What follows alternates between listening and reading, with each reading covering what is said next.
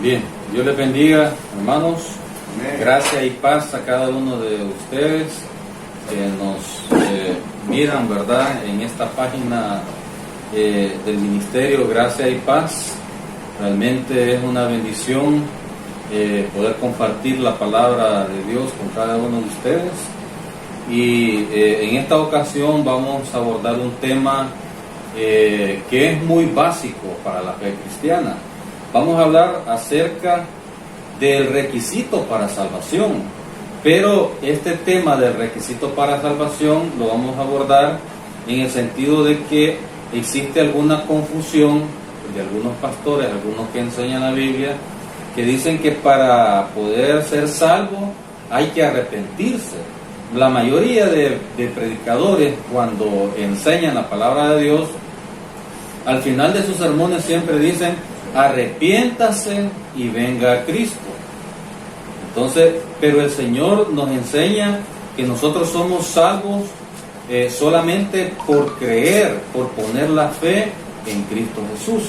Entonces, para poder de alguna manera dilucidar esta controversia o esta duda en cuanto a que si somos salvos por creer o por arrepentirnos, entonces por eso hemos decidido abordar este tema, para poder dejar claro, ¿verdad?, esta idea de que cómo realmente un creyente es salvo por la gracia de Dios. Y quiero que vayamos primeramente al Evangelio de Juan, capítulo 3, versículo 15. Primeramente voy a tocar algunos versículos en los cuales el Señor Jesús enseña de que nosotros somos salvos solamente por creer en su obra maravillosa, solamente por creer en nuestro Señor Jesús. Fíjense que estos temas prácticamente son el A, B y C, ¿verdad?, o las vocales del Evangelio, pero es necesario que nosotros estas verdades las tengamos frescas, las tengamos claras, y que podamos despejar cualquier duda que nos haya generado al momento de escuchar a algún predicador, algún mensaje que nos habla que tenemos que arrepentirnos para ser salvos, o en el llamado mismo que ellos hacen, dicen: arrepiéntase y venga a Cristo, pero en realidad la palabra de Dios no nos dice eso. Pero quiero que leamos primero Juan 3, versículo 15. Versículo 15, vamos a leer hasta el 18, dice: para que todo aquel que en él, ¿qué dice? Que en él Cree, no se pierda, mas tenga vida eterna. 16, de los versículos más conocidos, dice: porque de tal manera amó Dios al mundo, que ha dado a su Hijo unigénito, para que todo aquel que en él cree no se pierda, mas tenga vida eterna. 17, porque no envió Dios a su Hijo al mundo para condenar al mundo, sino para que el mundo sea salvo por él. 18, y el que en él, ¿qué dice? Cree, no es condenado, pero el que no cree ya ha sido condenado, porque no ha creído nuevamente en el nombre del unigénito Hijo de Dios. Entonces vemos que nuestro Señor Jesús está hablando de creer. Vamos a leer en el 36 más adelante, Juan 3, 36, en el mismo capítulo. Dice: el que cree en el Hijo tiene, ¿qué dice? Vida eterna, pero el que rehúsa creer en el Hijo no verá la vida, sino que la ira de Dios está sobre él. Vamos al capítulo 6. Solamente quiero acuñar estos versículos para que veamos que el Señor está predicando la salvación por la fe solamente por creer, ¿verdad?, en su persona. En el capítulo 6, versículo 29, que dice: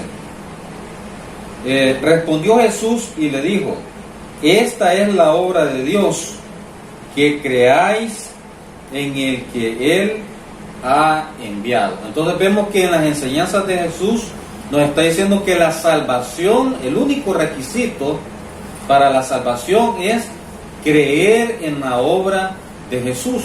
Fíjense que en materia de derecho hay una frase latina que expresa, ¿cómo se llama? Que es un requisito indispensable y necesario para que la salvación se dé.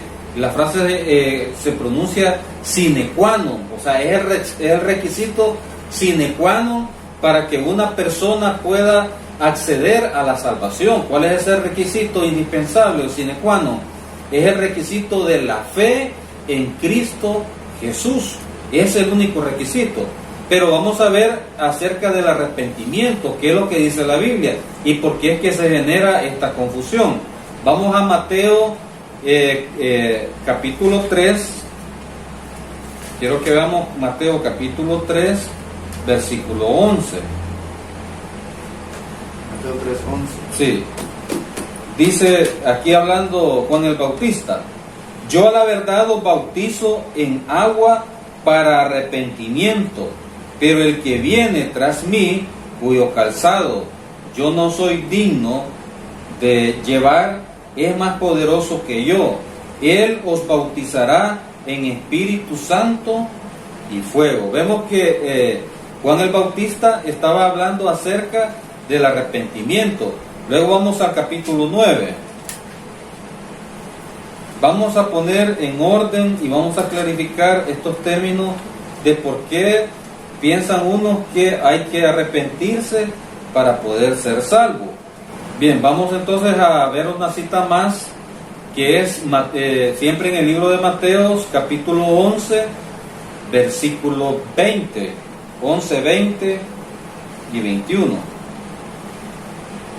Entonces comenzó a reconvenir a las ciudades en las cuales había hecho muchos de sus milagros, porque no se habían arrepentido, diciendo: ay de ti, Corazín, ay de ti, Betsaida, porque si en Tiro y en Sidón se hubieran hecho los milagros que han sido hechos en vosotras, tiempo que se hubiesen arrepentido en silicio y en ceniza.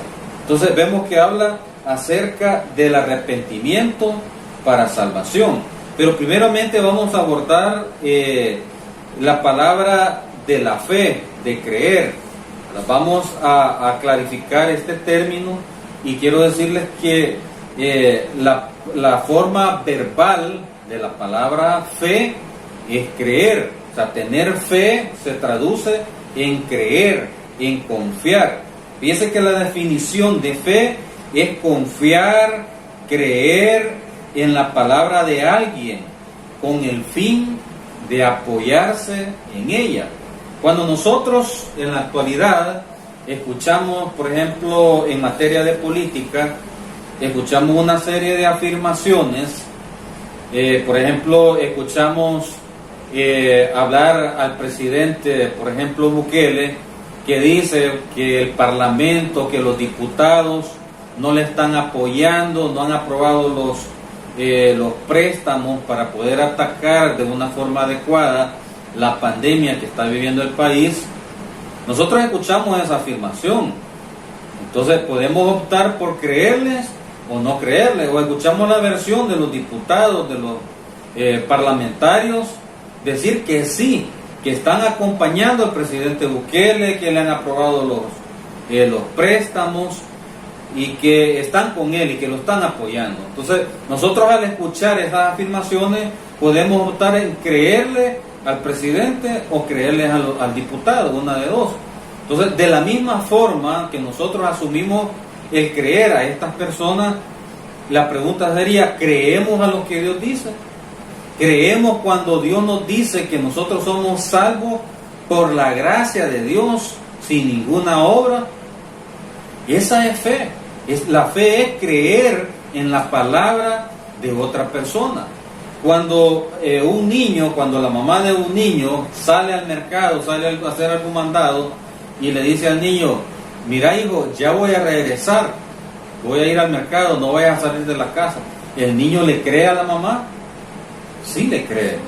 sí le cree. Entonces, esa es la fe que nosotros necesitamos, ¿verdad?, de depositar en nuestro Señor Jesús. Esa es la fe que nosotros debemos de tener en cuanto a las verdades bíblicas. Cuando Dios dice en su palabra que debemos de poner la fe en Cristo Jesús y que a través de eso somos salvos, somos lavados, somos justificados, somos santificados y somos glorificados, creemos nosotros en esa palabra de Dios. Amén. Cuando el Señor nos dice que no tenemos que hacer absolutamente nada porque Él lo hizo todo en la cruz del Calvario, ¿le creemos nosotros a Dios? Sí, amén. Fíjese que estaba viendo un video de un filósofo que se convirtió al cristianismo y lo invitaron unos periodistas ateos a hacerle una entrevista, y él empezó a predicar el evangelio y él empezó a criticar que la religión está poniendo obstáculos, está poniendo ritos, está poniendo reglas. ¿Para qué? Para poder tapar esta hermosa verdad de que Cristo es el único que nos puede dar vida eterna. Y cuando este filósofo hablaba de que Jesucristo es la única respuesta, estas personas ponían cara de incredulidad. Le decían, no hay que hacer nada, no hay que hacer absolutamente nada. Y le preguntaba a una periodista, pero mire, si hay un asesino, si hay un violador en serie, si hay un homicida serial y cree en Jesucristo, ¿será que Dios lo perdona? Y el filósofo le dice, efectivamente, sí, el amor de Dios es infinito y Dios lo perdona. Pero muchas veces nosotros creemos a políticos, creemos a nuestros padres, creemos a nuestras parejas, a nuestros amigos, pero no creemos a Dios con la misma intensidad. Y esa actitud de incredulidad es la que Dios le desagrada, es la que Dios aborrece. ¿Por qué? Porque cuando nosotros somos fieles, cuando nosotros somos leales y hacemos una promesa a nuestra pareja y le hacemos una promesa a nuestros hijos, y los hijos están en una actitud de incredulidad y nosotros nunca le hemos fallado, nos molestamos que duden de nosotros. Sí, ¿verdad? Cuando le digo, mira, yo te voy a hacer esto, esto y esto, y que nos digan, no, papá, vos vas mentiroso, vos no lo vas a cumplir. ¿Y cuántas veces yo te he fallado? Y eso molesta. Entonces, eso lo mismo sucede con Dios. Pero vamos a ver algunos principios en cuanto a la fe. Vamos a ver algunos principios en cuanto a la fe. El primer principio que vamos a ver es que la fe requiere de un sujeto y un objeto. Fíjense bien, voy a tratar de explicarlo de una forma muy sencilla para que lo podamos entenderlo. Fíjense, esta es una forma muy bonita, una forma gramatical de poder explicar la salvación por fe, ¿verdad? Por gracia, por medio de la fe en Cristo Jesús. Fíjense, nos dice que el primer principio es que la fe requiere de un sujeto y de un objeto. ¿Qué significa esto?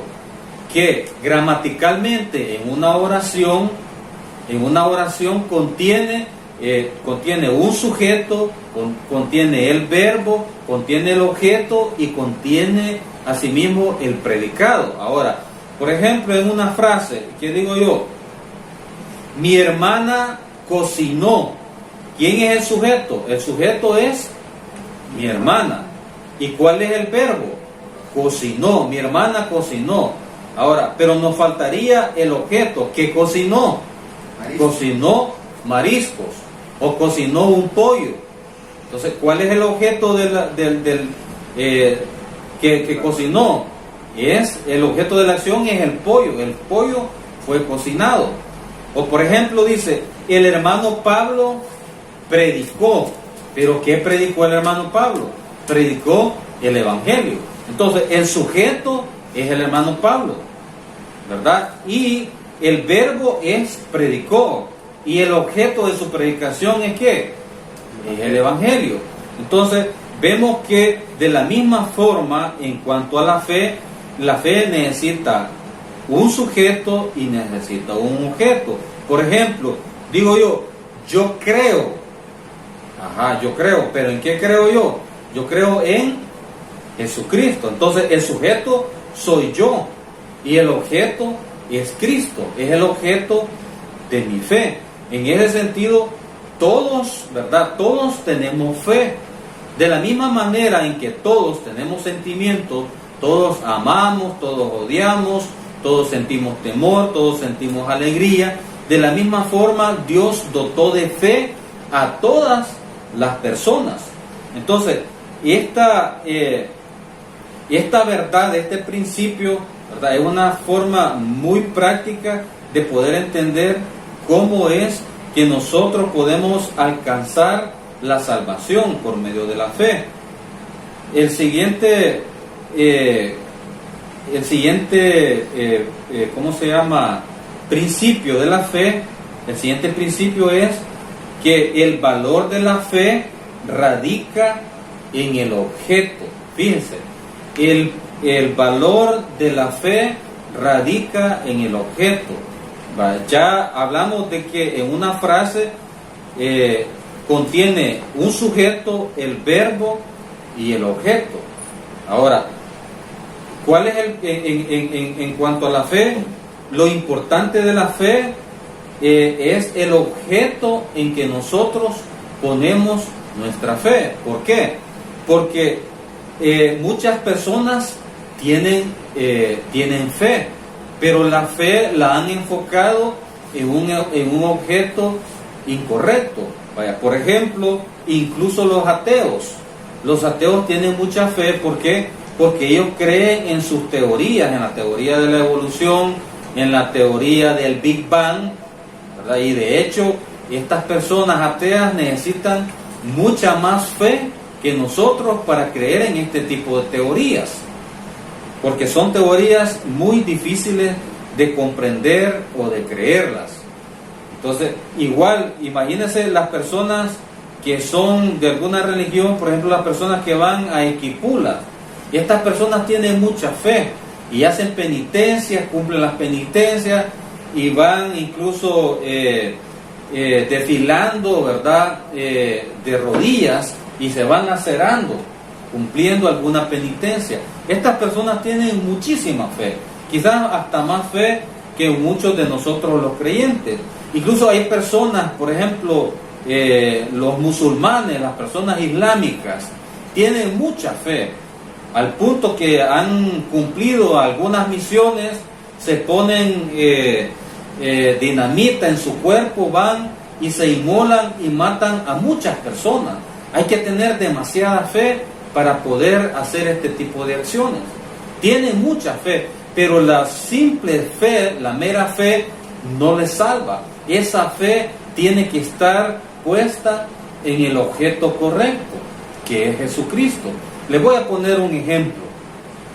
Muchas mujeres, ¿verdad?, muchas mujeres que se enamoran, aman a X hombre, se casan con ellos, viven para ellos una vida abnegada, los esperan, los atienden, les son fieles, pero resulta que el hombre viene y le es infiel. El hombre es mujeriego, el hombre es drogadicto, es alcohólico, llega a la casa, la golpea, pero resulta que al final este matrimonio que empezó bien, al final viene y se divorcian. ¿Qué pasó en este caso? La mujer, ¿verdad?, por su parte, quería a su esposo. Ella lo amaba, ¿verdad? Ella lo amaba, lo atendía, pero ¿qué sucedió? El problema fue que puso el amor en el objeto incorrecto, en el hombre incorrecto.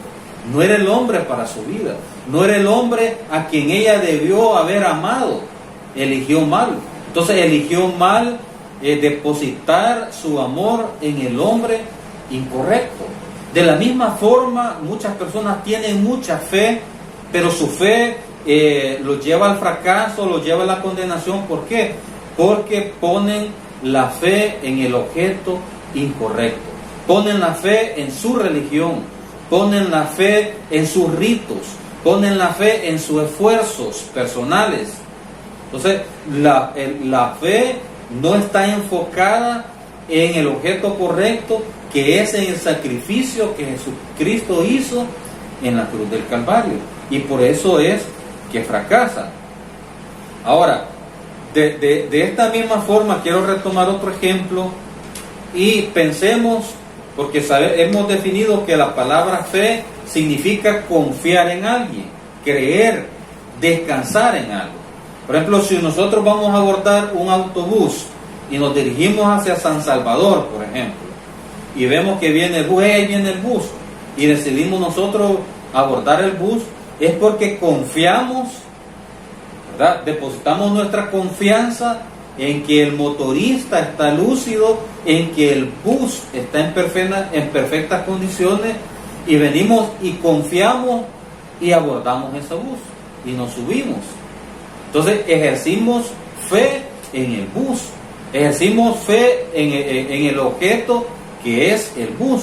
Nos subimos, el bus arranca su viaje, pero a mitad de viaje nosotros empezamos y nos da un ataque de pánico y empezamos a decir: paren el bus, este bus se va a estrellar, este bus se va a ir al barranco, párenlo, nos vamos a morir todos. Entonces de repente perdimos la fe que habíamos puesto en el bus. Pero el bus, a pesar de nuestro ataque de pánico, él siguió el viaje y llegó satisfactoriamente a San Salvador, y llegamos a nuestro destino y nos bajamos tranquilamente. Ahora, ¿quién nos llevó al destino de San Salvador? ¿Nuestra fe o el objeto en que pusimos nuestra fe? Nos llevó el objeto de nuestra fe, que es el bus.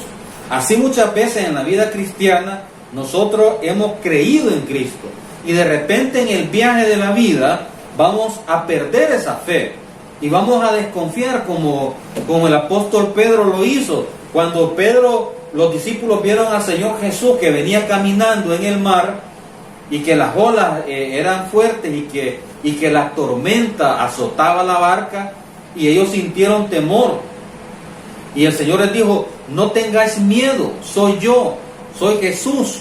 Y a ellos vieron: ay, es el Señor Jesús. Y viene Pedro y le dice: Señor, si eres tú, haz que yo haga lo mismo, y que camine sobre el mar y que vaya hacia ti. Y viene el Señor y le dice: Pedro, bien Pedro, ven hacia mí. Y Pedro empieza a caminar en el mar, en las aguas, ¿verdad? Y da un par de pasos, y de repente siente temor, su fe se va debilitando y se va hundiendo. Entonces viene el Señor y lo sostiene y lo levanta y le dice: ¿por qué dudaste? Entonces nosotros tenemos fe, nosotros como creyentes hemos ejercido fe en el objeto correcto, que es nuestro Señor Jesús, y muchas veces esa fe se va a debilitar, muchas veces vamos a dudar: ¿será que soy salvo? ¿Será cierto que soy salvo con todos mis errores? Si yo todavía a veces soy malcriado, si yo soy envidioso, si yo soy jactancioso, si yo soy lujurioso, veo a las mujeres, de la mujer de mi prójimo, y en vista de todo eso nos da la duda y decimos: ¿verdaderamente seré salvo?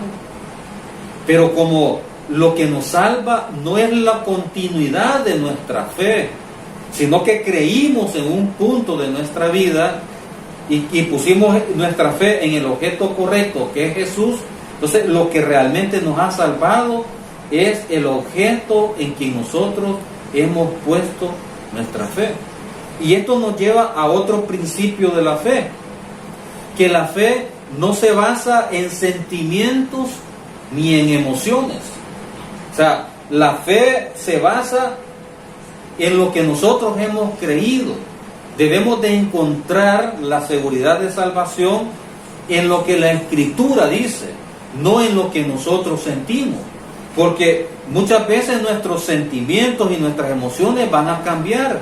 Muchas veces en la mañana nos vamos a despertar deprimidos, nos vamos a despertar ansiosos, preocupados, sin ningún ánimo, por el problema, la ansiedad de la vida. A veces la misma edad que nosotros tenemos, nos vamos a sentir ansiosos y nos vamos a sentir preocupados y vamos a decir: me siento triste, realmente no me siento en este momento no siento que soy salvo. O hemos cometido algún pecado y vamos a decir, hermano, realmente yo no me siento salvo.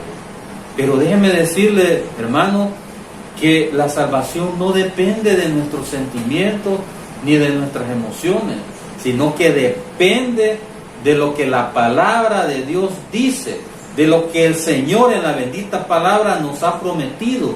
Y si Él nos ha prometido que nosotros somos salvos por medio de la fe, Él lo va a cumplir, hermano. Fíjese que a la hora de interpretar la palabra, dice la Escritura, que toda la palabra es inspirada por Dios, útil para enseñar, para redarguir, para corregir, a fin de que el hombre de Dios sea enteramente preparado y perfecto para toda buena obra. Entonces, si la Biblia es la palabra de Dios, si la Biblia son las palabras inspiradas por Dios, debemos de interpretarlas de una forma cuidadosa. Por ejemplo, cuando la palabra de Dios dice, porque de tal manera amó Dios al mundo, que ha dado a su Hijo unigénito, para que todo aquel que en Él, ¿qué dice?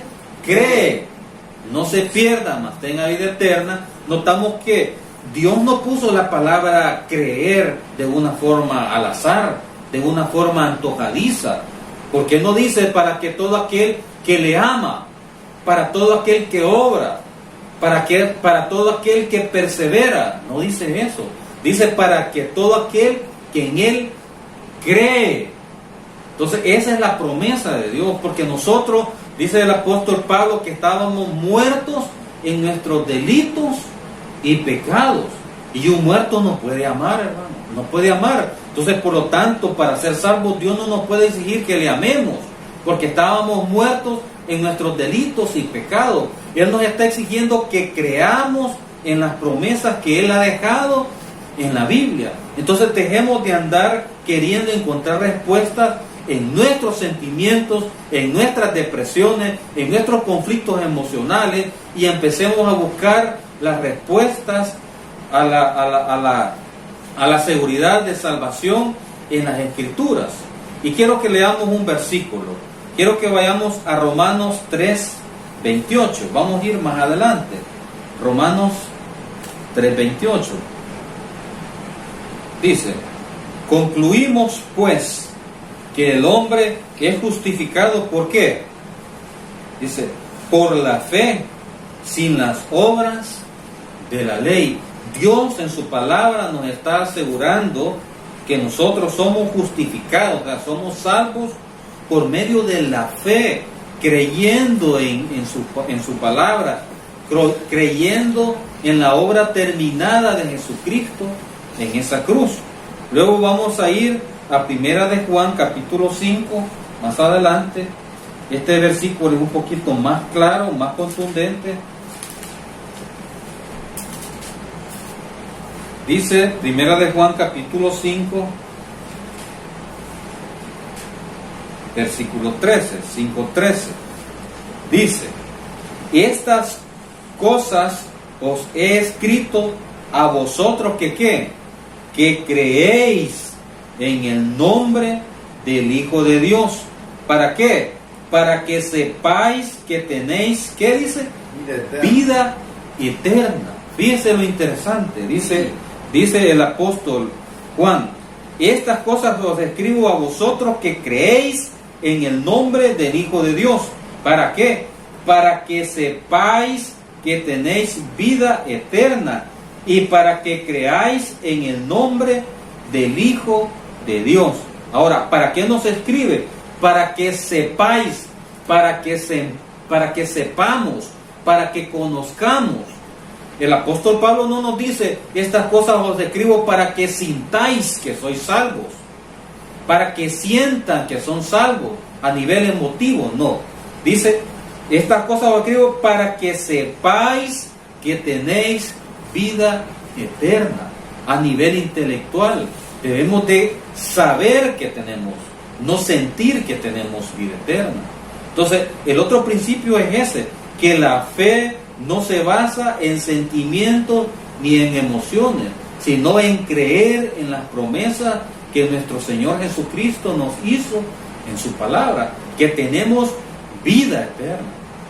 Algunos nos van a decir, bueno, ¿y usted es creyente? Sí, soy creyente, pero mire, yo a usted lo veo que todavía hay algunas cosas que no las ha cambiado. Usted todavía hace estas cosas malas. Usted tiene un comportamiento no muy adecuado. O sea, y la gente va a querer meternos esa duda de que si somos o no somos salvos, pero como no depende ni de la apreciación de un tercero, no depende de la opinión de otras personas, sino que depende de que Dios mismo nos ha prometido y nos ha dicho que somos salvos por medio de la fe en su Hijo amado, en ese sacrificio que Él hizo en la cruz del Calvario. Entonces, en pocas palabras, hermano, esa es la fe. La fe, concluyendo, la fe es un verbo transitivo, o sea, es un verbo que transmite una acción hacia el objeto. Por ejemplo, el mismo ejemplo del amor. Digo, yo amo, todos tenemos amor, todos tenemos fe, hermano. Yo digo, yo amo. ¿A quién amo yo? Yo amo a mi madre, yo amo a mi hermana, amo a mi familia, amo a mi esposa. Entonces, el verbo amar es un verbo transitivo. ¿Por qué? Porque está transmitiendo el sentimiento de amar hacia mi familia. Por eso es un verbo transitivo. Entonces, lo mismo, la palabra fe, la palabra fe o creer o confiar es un verbo transitivo. ¿Por qué? Porque transfiere la confianza, la seguridad y el descanso hacia otra persona. Digo, yo creo en el hermano Hernán, que él va a venir a la reunión. Yo creo en el hermano Johnny o en el hermano Carlos, que ellos van a hacer la obra de Dios. Yo estoy confiando en que ellos van a hacer la obra de Dios. Entonces, de la misma forma, cuando nosotros decimos yo creo en Jesucristo, entonces el verbo transitivo es creer, y estamos transmitiendo, estamos creando un puente por medio del cual estamos depositando nuestra confianza en la persona de Jesucristo, de tal manera que nosotros no somos salvos por lo que nosotros podamos hacer, sino en lo que Cristo ya hizo en la cruz del Calvario. Y solamente tenemos que confiar y descansar en que eso es todo suficiente para que nosotros podamos ser salvos. Ahora, vamos a abordar el siguiente punto para terminar, que es el arrepentimiento. Esta palabra arrepentimiento es de las palabras más mal entendidas en las Escrituras. Y quiero primeramente decirle lo que el arrepentimiento salvador no es. El arrepentimiento salvador no es sentir lástima por sus pecados, no es sentir conmiseración por mi persona, por los pecados, por lo perverso que soy, ¿verdad? Tampoco el arrepentimiento salvador no es dejar los pecados y reformar su vida. Eso no es el arrepentimiento salvador. ¿Por qué? Porque Cristo quiere salvarle tal y como nosotros estamos, con todos nuestros pecados que tenemos, con todos los pecados, Dios viene y nos salva. Ahora, Dios está dispuesto, ¿verdad?, a eso, a salvarnos tal y como nosotros estamos con todos nuestros pecados. Fíjense lo que dice Romanos 5:8. Vamos a ir a Romanos 5:8. Dice, mas Dios muestra su amor para con nosotros en que siendo aún, dice, no que éramos pecadores. Por eso es que le digo, el arrepentimiento salvador no es que vamos a dejar de pecar, que vamos a esforzarnos para dejar aquellos pecados que hemos cometido y que ya no los queremos cometer. El arrepentimiento salvador no es ese. ¿Por qué? Porque aquí nos dice el Señor, por medio de Pablo, mas Dios muestra su amor para con nosotros en que aún, fíjense, aún siendo pecadores, Cristo murió por nosotros. O sea, Cristo murió por nosotros no porque éramos pecadores y que ya no somos pecadores, no, aún nosotros siendo pecadores, Cristo ha muerto por cada uno de nosotros. Entonces, el arrepentimiento salvador no tiene nada que ver con dejar de pecar, con sentir remordimiento. Ay, pequé, estoy arrepentido y ya no lo vuelvo a hacer. El arrepentimiento salvador no tiene nada que ver con eso. Ahora, entonces, ¿a qué se refiere el arrepentimiento salvador? Lo que el arrepentimiento salvador sí es arrepentirse de pensar que nosotros podemos ser salvos por otro medio diferente al sacrificio de Cristo. Ese es el verdadero arrepentimiento salvador. ¿Por qué? Porque la palabra arrepentimiento viene de la palabra griega metanoia, que quiere decir cambiar de pensamiento. Cambiar de pensamiento. Por eso es que, ¿qué es lo que pensaban los escribas y los fariseos?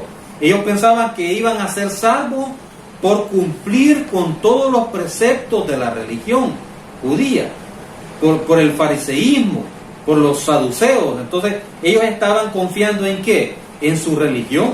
Entonces el Señor les dice: arrepiéntanse, cambien de la forma de pensar, dejen de estar pensando en que ustedes van a ser salvos por la religión que tienen, por vuestro padre Abraham.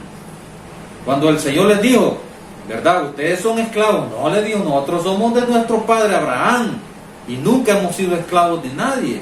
Entonces ellos estaban confiando en su religión. Entonces por eso les dice el Señor: deben de arrepentirse y dejar de confiar en su religión, y deben de empezar a confiar y a pensar en que son salvos por medio de la fe y confiar en mí. Y veamos lo que dice, por ejemplo, en Mateo. Aquí nos da un ejemplo en Mateos 3:7. Quiero que volvamos a Mateos 3:7 ya para terminar.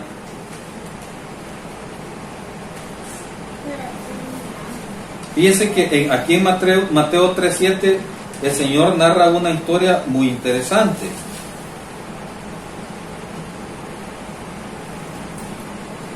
Tres, 7 al 9. Dice: al ver él que muchos de los fariseos y de los saduceos venían a su bautismo, les decía: generación de víboras, ¿quién os enseñó a huir de la ira venidera? Haced pues frutos dignos de arrepentimiento, y no penséis decir dentro de vosotros mismos: a Abraham tenemos por padre, porque yo os digo que Dios puede levantar hijos a Abraham aún de estas piedras. Ahora, ¿de qué se tenían que arrepentir estos hombres? De pensar que iban a ser salvos por ser linajes de Abraham. De eso tenían que arrepentirse. Luego en el Evangelio de Lucas, quiero que vayamos más adelante. En el Evangelio de Lucas hay otro pasaje que el Señor nos explica en cuanto al arrepentimiento. Y dice en el capítulo 13, Lucas capítulo 13, versículo 1.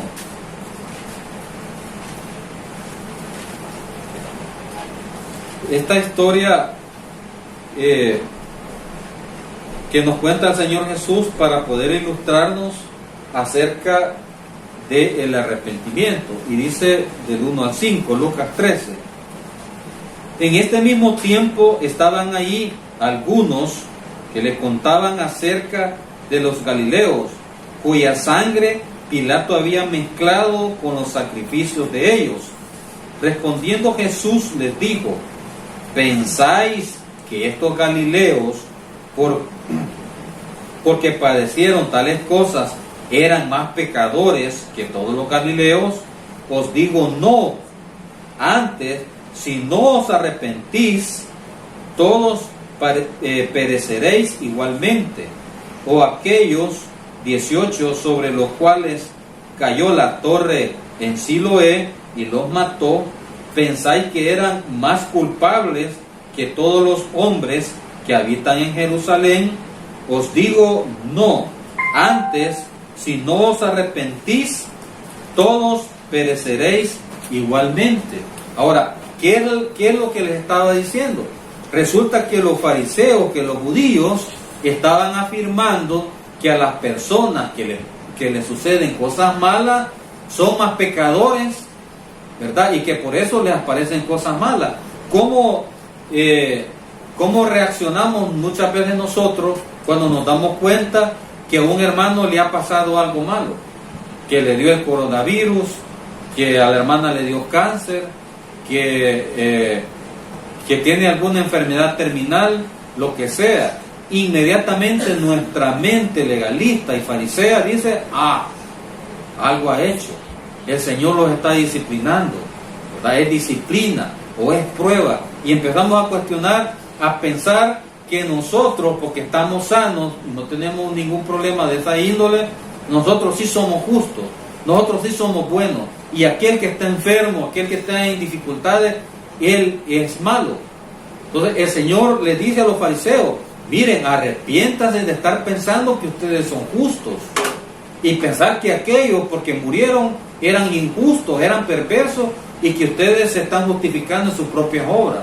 Entonces de eso se trata el arrepentimiento salvador, de dejar de pensar que existe otro medio por medio del cual nosotros podemos alcanzar la salvación, otro medio diferente al sacrificio que Cristo hizo en la cruz del Calvario. Para concluir, hemos abordado dos términos en este proceso de la salvación, que es la fe y que es el arrepentimiento, ¿verdad? Entonces debemos de entender que el arrepentimiento es dejar de pensar que nosotros podemos ser salvos por nuestros propios medios o por una religión. Dejar ese pensamiento y enfocarnos en el pensamiento que solamente somos salvos por medio del sacrificio que Cristo hizo en la cruz del Calvario. Ese es el arrepentimiento. Y hay muchas personas, a veces cuando yo iba a visitar a algunos hermanos, y yo llegaba y le decía, hermanos, ¿por qué no ha llegado a la iglesia? Venimos a visitarle, ¿por qué no ha llegado? Se nos ha enfriado. Oh, hermano, es que mire, yo cuando llego a la iglesia, y como tengo tiempo de no ir, ¿verdad? Y llego a la iglesia, y yo siento que los hermanos se me quedan viendo mal, como quien dice, ve, ahí viene el perdido, o como que ellos no quieren que yo llegue. Entonces yo pienso que los hermanos no quieren que yo llegue. Ahora, ¿qué necesita este hermano? Necesita arrepentirse de su forma de pensar, necesita dejar de pensar que él es desagradable a la iglesia y debe de pensar que Cristo, ¿verdad?, le ha hecho salvo y ha muerto por él. O hay personas que uno les predica el evangelio y piensan que para ellos no hay salvación. No, hermano, yo ya no tengo salvación, yo no tengo compostura, ¿verdad? Para mí no existe el cielo, ¿verdad? Entonces estas personas deben de dejar de pensar, deben de dejar ese pensamiento, deben de abandonar ese pensamiento y enfocarse en el pensamiento de que Cristo efectivamente murió por ellos y los ama incondicionalmente.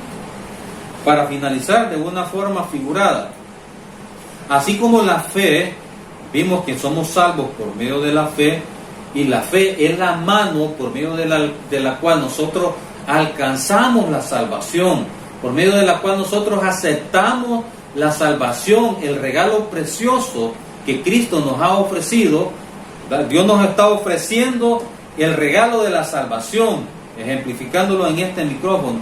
Entonces el Señor nos está dando el regalo de la salvación y nos dice, hijo, tú eres salvo por gracia. Es un regalo, aquí está. ¿Qué tenemos que hacer nosotros? Extender la mano y alcanzar ese regalo hermoso de la salvación. Esa es la mano de la fe por medio del cual nosotros alcanzamos la salvación. Y el arrepentimiento, ¿cuál es?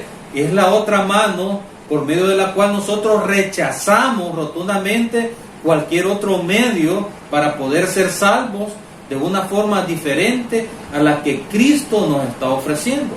Entonces, la fe es la mano con la que alcanzamos la salvación, y el arrepentimiento es la mano con la que nosotros rechazamos la posibilidad de ser salvos por otro medio diferente al cual que no sea el sacrificio completo en la cruz del Calvario que nuestro Señor Jesucristo hizo hace aproximadamente más de 2000 años. Entonces, clarificando estas dos palabras, estos dos términos, y poniéndolos en el tiempo adecuado, espero que tengamos un entendimiento un poco más claro acerca de qué es el arrepentimiento y qué es la fe, y cuál es la condición idónea, adecuada, necesaria, o sine qua non, como dicen los latinos. ¿Cuál es la condición indispensable para que nosotros podamos ser salvos? Es la fe. Y el arrepentimiento es rechazar la religión, es rechazar nuestros méritos, es rechazar cualquier situación que quiera ponerse a la par del sacrificio de que Cristo hizo en la cruz del Calvario. Así que vamos a terminar, hermanos. Esperamos que de alguna manera pueda ser claro el mensaje. Como les repito, son principios básicos, son como las vocales, el abecedario de la fe cristiana, pero que es necesario que fortalezcamos y tengamos claros estos términos. ¿Para qué? Para que podamos estar firmes en nuestra posición en Cristo, para que nosotros podamos estar claros que somos salvos por medio de la fe, somos salvos por gracia, Cristo más nada y menos nada. No pensemos que Jesús en la cruz del Calvario hizo el 80% y yo tengo que hacer el 20%. No, hermano, no podemos agregarle absolutamente nada a ese hermoso sacrificio que Cristo hizo en la cruz del Calvario.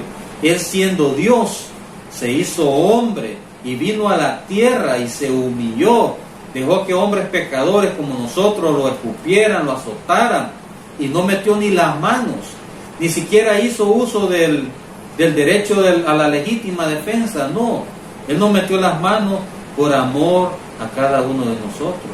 Murió y resucitó. Dígame, ¿qué más le podemos nosotros agregar a este sacrificio inmaculado, perfecto, santo, inmarcesible? No le podemos agregar nada. ¿Qué le puede agregar este hombre pecador, este siervo inútil como soy yo?